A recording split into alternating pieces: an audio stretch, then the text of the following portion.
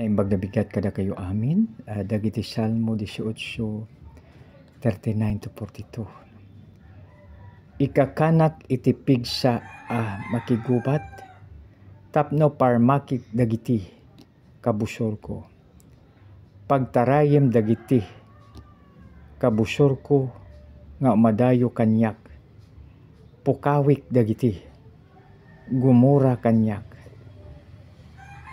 Agpaarayat dangim awan, makiakinawa kadakwada. Umawagdad kin niyawi kem dina sungbatan ida.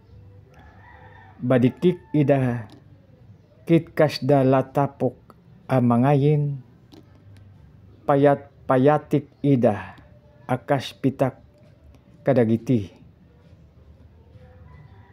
kalsada. Tagalog version.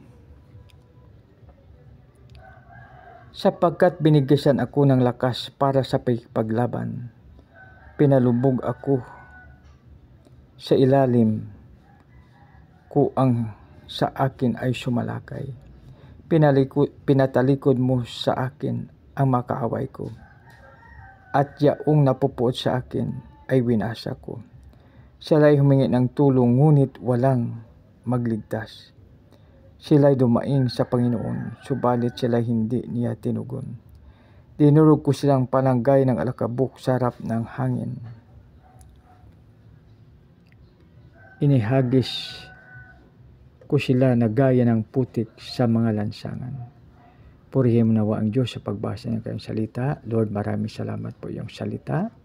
Maraming salamat, Panginoon, sa pangalan ni Jesus namin pa yung tagapagligtas. Amen.